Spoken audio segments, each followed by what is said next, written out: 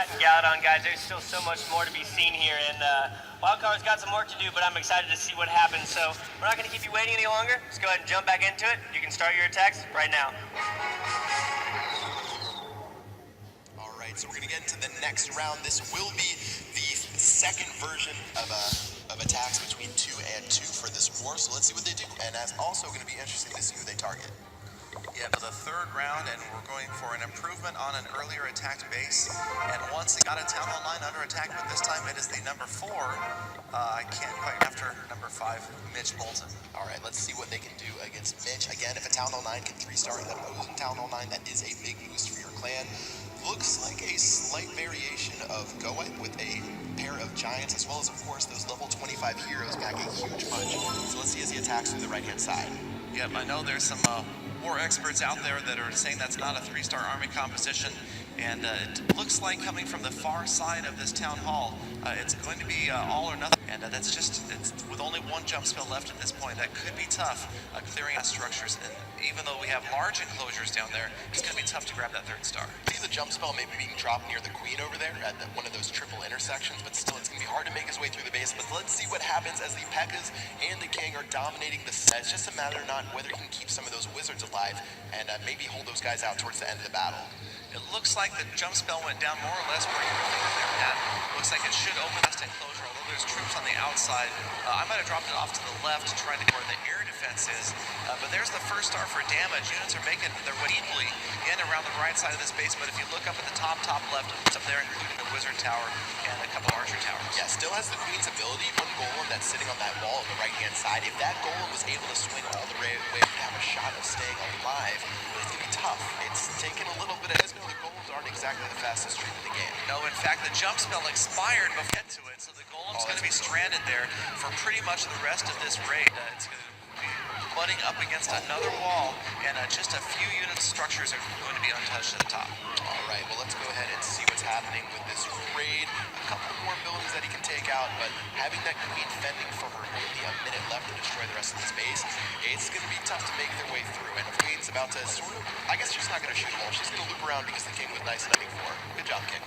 Yep, so the heroes on their way around, and we've got some struck left at the bottom of the village now. And as time starts to count down, we've lost the king's utility. So this is going to be a matter of damage. Should that end up, if a Town Hall 10 comes in and cleans this up, 3 stars or not? Yeah, you would imagine that they'd use one of their next attacks against this base. Again, it was a Town Hall 9 versus, but still 85% as the timer counts down. And a building still remaining on the bottom. And of course, the queen taking damage now from multiple buildings. To be all but over, a high 2-star and a good try, but still 3 that they need. No, and that's what you see so often with these Town Hall 9, but ground-based attacks like Go-Wipe, Go-Wee-Wee. They get close, they get in the 80s, sometimes the 90s, often left just short, and that's what we see here. So 2 stars, no error.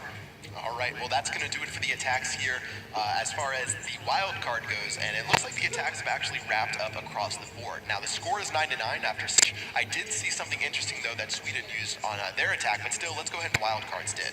Yep, so it looks like we've got the top 3 bases. Okay, we're going to move over to WildCard's side. Top 2 bases, 2-star. 3rd Town Hall 10 has not been starred at all yet. Yep. And a 1 3-star attack. But if you take a look at the 3rd base, they actually use their number 5 player to attack it, to try to get some info on the traps and the council troops. So it wasn't a fail as it might look on the screen. They were actually using their lower level guy to try to scout out the base and see what they could do to attack it. So pretty smart strategy there, trying to shore that up. And maybe they found the Teslas hiding in the corner again. Maybe they found something tricky inside of the clan castle. So again, 5 player from Sweden, Kamikaze. But if you take a look at the 3rd base, they actually use their number 5 player to attack it, to try to get some info on the traps and the castle troops. So it wasn't a fail as it might look on the screen. They were actually using their lower level guy to try to scout out the base and see what they could do to attack it. So pretty smart strategy there, trying to shore that up. And maybe they found the Teslas hiding in the corner again. Maybe they found something tricky inside of the clan castle. So again, 5 player from Sweden. All right, so we're getting into our next round. Still have 2 attacking from both sides before we get to those final 2 rounds where it's 1-1. Looks like this attack strategy is going to have some golems, witches, and a ton of wizards. Yep, so we've got Vestins, the number 1, going against that lower level Town Hall 10 again. So high damage here, and maybe the shot A-stars. I have seen 3-star attacks on lower Town Hall 10s using these high wizards like this. Yeah, they're definitely trying to get 2 stars against this base because, again, they just scouted and used Mitch Bolton's attack as a Town Hall 9. So he should know where most of these traps are, judging by that golem on the very top that just took out a giant bomb. So let's see what happens as he makes his way to the Town Hall. The Town Hall's pretty far away, attacking from the bottom left-hand side. It is pretty deeply embedded, and I guess that probably has scouting they've done. We've got jump spells way on the outer edges there. That was a nice jump spell. I really like that last jump spell. Yeah, there was a nice jump spell right on top of that Inferno Tower, similar to get all the way into the core. So if he can keep his troops alive, especially with Inferno going down, this is actually looking pretty decent with those wizards and witches in the back. Yeah, that was solid. That jump spell looked like it opened up about 6 different enclosures. Oh, yeah. You see the golem jump Oh, over my God. off to the expo. That was an epic jump spell right there. Just could not have been more perfectly placed. And they get in, and sure enough, even though that Town Hall was on the far side, they're closing in on A it. bit unlucky having the Queen being targeted by that Archer Tower, but she's going to redirect to that Town Hall and is level 40. You would imagine she's going to shoot her down right there for the first star. It is the second star in just a second. There it is, second star. So Good's 2 star just hoping to rack up damage percentage now. Anything in the 50s against this is not going to be what they want. They definitely want to be up. I saw the other team percentage attack. I believe they had 79% on this base. Yeah. So hoping for every possible percentage point right here. Yeah, the wildcard actually are winning in percentage point, but when it comes to stars, that is the winning factor for the raid. So getting 2 stars here, I would say leave your other member, your number 1 player, Vestins, to be able to use next and try to get those extra percentage points if you need them. But still, Wizard's going to work on some of these buildings, and let's see if he can boost their total destruction. Yep, so that was a critical 2-star, 3rd Town Hall 10, and that is going to put both clans tied as far as the top 3 bases. 10s now have been 2-starred. All right, we'll see what happens with those Town Hall 9s after these final base wrap up. We do have 3 Town Hall 9s under attack right now. This is the only Town Hall 10 in battle right now. So let's go ahead and see what happens. He's wrapping up with 2 more archers and 2 more wizards. He has a pretty nice base designed to defend from these snipers on the outside. Looks like pretty much everything is covered by those archer towers you can see. And so it's not going to be easy to grab anything else. He's probably just going to have to kind of bum rush one structure with maybe these 2 units, the wizard and the archer. Sure enough, there they go after the spell factory, and boom, doesn't quite go down. All right, well, Sweden does know everything about getting building. Judging from Korea Clash, please don't kill me, Sweden. So let's go ahead and check out the scoreboard right now. With 1 attack finishing up, are leading 11-10 right now. And again, on the card side, it's a similar to the story. There's 1 more attack left for them, and we can see what they can pull out. Yep, it's close either way, and it's going to come down to those Town Hall 9s and who is left to grab the extra stars down there. So surprisingly, we see a little more consistent along the Town Hall 10s this time. Before in the earlier wars, we were seeing maybe the top 1 was being led all but 2 stars, so that's good to see. And now it's just a matter of what happens to the. You definitely see that most of these guys are Town Hall 10 players when it comes to their real game. Of course, the transition to that Town Hall 9 is definitely a little bit different of an experience. We've tried it before, it's been a little ugly. But anyways, taking a look again at the score, the attacks have finished up, and 11-10 is our final star score going into the final 2 rounds with both of the leaders being able to attack. Yeah, we can take a look at the war map again and see what it looks like as far as what are left to attack, and we can see there we are. So we've got all of the Town Hall 10s starred. It's 2-star city. I'm sorry, 2-starred, and then we've got both of the Town Halls 2-starred on Sweden's side. Yeah, 2 stars everywhere over there. You can see the difference maker is base number 4. Sweden was able to 3-star that from Pizza Yoke well earlier, the only 3-star of this war. So if you are the wild card, that means that this next attack has to be a 3-star against the number 5. Expect that to be able to happen. But actually looking at who they have, the wild card has saved their number 5 player for their final attack. A bold move, got him. It's a little surprising that they only have their lowest level Town Hall 9 left to attack.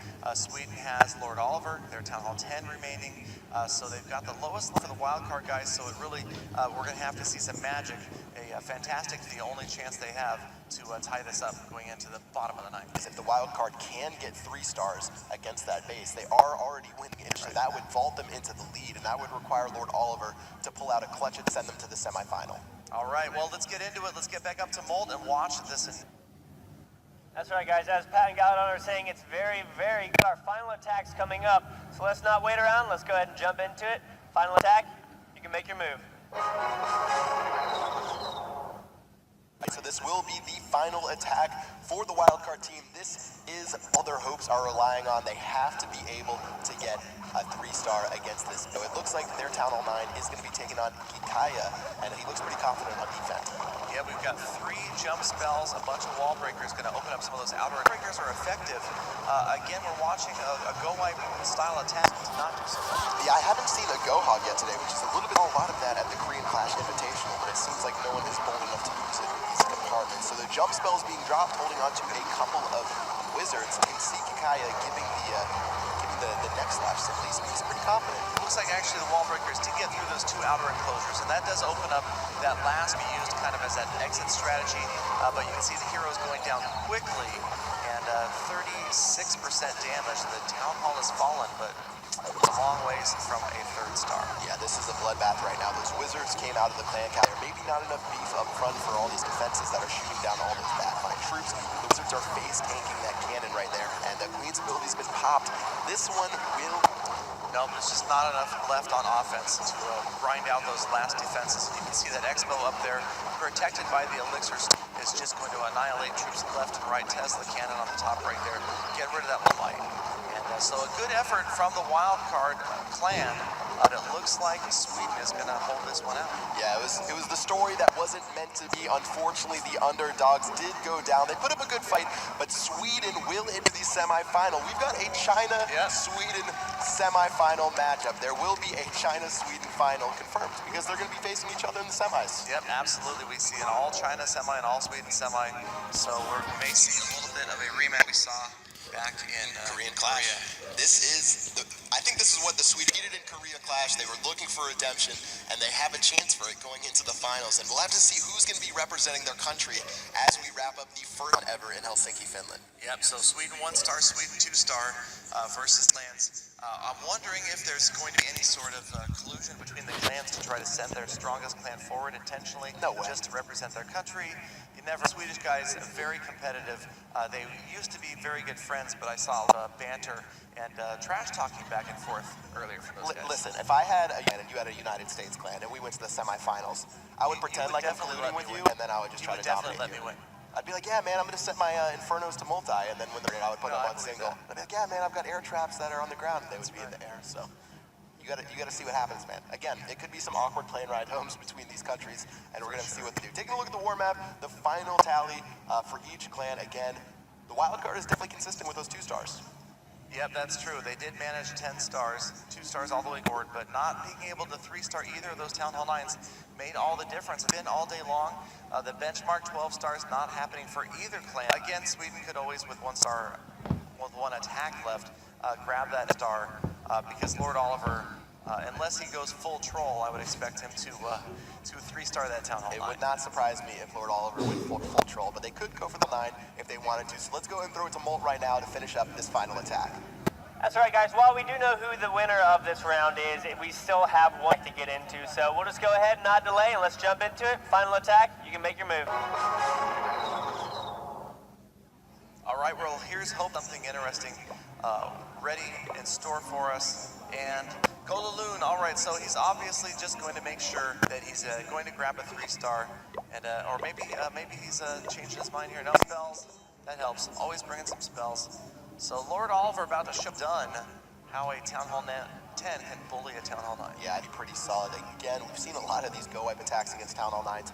Golaloon seems to be pretty popular, especially for these wars where you don't have a lot of preparation time. Can't be finicky with bringing like giants, hog riders, and stuff like that. So they're just using these cookie Town Hall 10. You should be able to dominate.